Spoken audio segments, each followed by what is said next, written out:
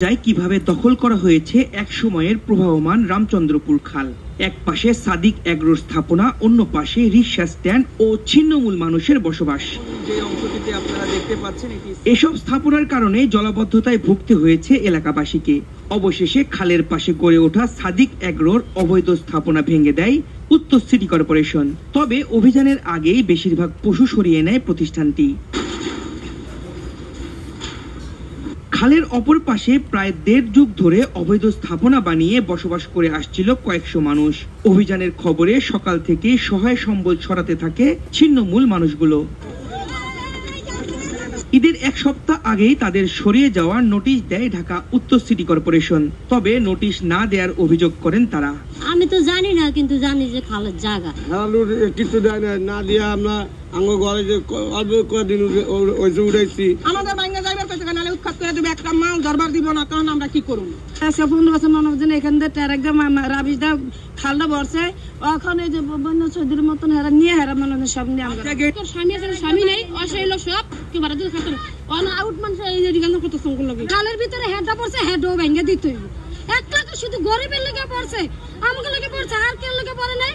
সাদিক এগ্রোর অবৈধ জায়গা ভাঙ্গা নিয়ে জমির মালিক বলেন তিনি কোনো অংশ দখল করেননি। সাদিক এগ্রো আমাদের কাছ থেকে ভাড়া নিছে, আমরা তাদেরকে ভাড়া দিছি, জাস্ট এতটুকুই। আমাদের জায়গা খালের ভিতরে নাই, আমরা এটা নিশ্চিতভাবে বলতে পারি। বিএনসিসির নির্বাহী ম্যাজিস্ট্রেট জানান রামচন্দ্রপুর খালের 100 ফিট অংশ উদ্ধার করা হয়েছে। রামচন্দ্রপুর খাল উদ্ধার হয়েছে। এখানে যে সকল অবৈধ স্থাপনা আছে, সকল অবৈধ স্থাপনাই এখানে হচ্ছে যে ঘুরিয়ে দেওয়া হবে। কেউ আইনের ঊর্ধ্বে নয়, সকলকেই হচ্ছে যে নিয়ম মেনে, আইন মেনে ব্যবসা পরিচালনা করতে হবে। দাবি করেছে 4%, কিন্তু বাস্তবে এখানে জমি আছে হচ্ছে 1 বিঘার উপরে। 1 বিঘার উপরে জমি দখল করে আছে। সুতরাং উনি 4% জমি, উনি জমির মালিক, উনি কিন্তু ভবনের মালিক না। আমরা কিন্তু ভবন ভাঙছি, অবৈধ ভবন, এবং খালের ভিতরে যে অংশটা পড়েছে সেটাই কিন্তু আমরা ভেঙেছি। উদ্ধার অভিযান শেষে খাল খনন শুরু করবে সিটি কর্পোরেশন।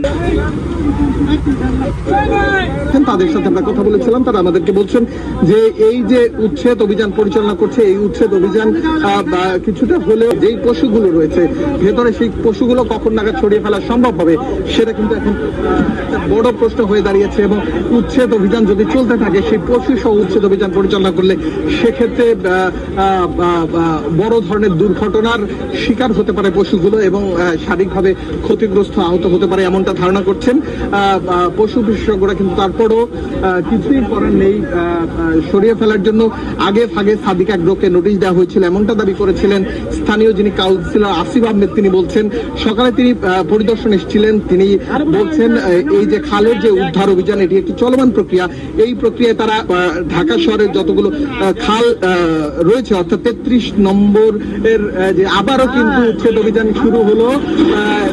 আপনি দেখতে পাচ্ছেন যে এখানে যে হুইল এক্সকাভেটর ছিল, এই হুইল এক্সকাভেটর দিয়ে এখানে যে ঘরটি রয়েছে সেটি কিন্তু ঘুরিয়ে দেওয়া হচ্ছে ইতিমধ্যেই। এবং এই ঘুরিয়ে দেওয়ার ফলে কিন্তু এখানে অফিস ঘরের মধ্যে যে বসার ব্যবস্থা ছিল সবকিছু কিন্তু ভেঙে গেল। এই অংশটি, যে অংশটি ঘুরিয়ে দেওয়া হচ্ছে, এই অংশটি কিন্তু রামচন্দ্রপুর খালের মধ্যে ছিল, এমনটা দাবি করছেন সিটি কর্পোরেশন। এবং সিটি কর্পোরেশনের এখানে দায়িত্বশীল কর্মকর্তারা রয়েছেন, ভূমি বিশেষজ্ঞরা রয়েছেন, তারা বলছেন খালের যেই আঁকা বাঁকা যে অংশ কিন্তু ছড়িয়ে ছিটিয়ে ফেলা হচ্ছে। এমনটাতে দেখতে পাচ্ছেন শুধু এই একটি নয়, এরকম আরো 4 থেকে 5টি মেশিন কিন্তু ইতিমধ্যেই ভাঙার কাজে ব্যবহার করা হচ্ছে। এবং এখানে দায়িত্বশীল যারা রয়েছেন তারা কিন্তু কাজ করছেন। কখন নাগাদ এই উচ্ছেদ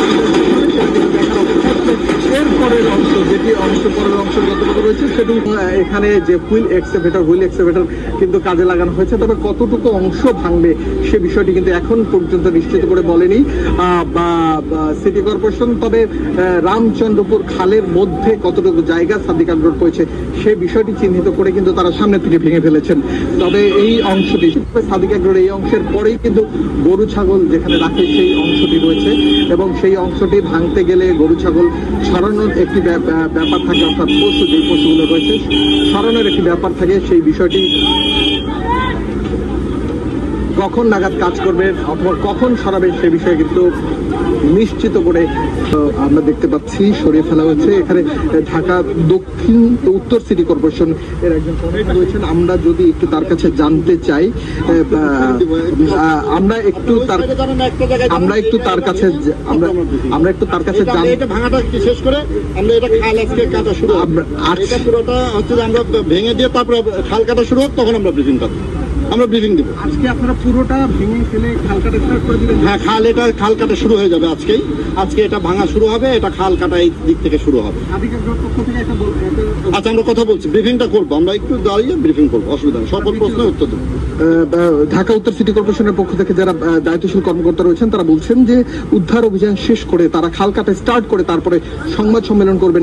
এখন উত্তর সিটি কর্পোরেশনের পক্ষ থেকে স্থানীয় উত্তর সিটি কর্পোরেশনের পক্ষ থেকে এখানকার যিনি নির্বাহী ম্যাজিস্ট্রেট রয়েছেন তিনি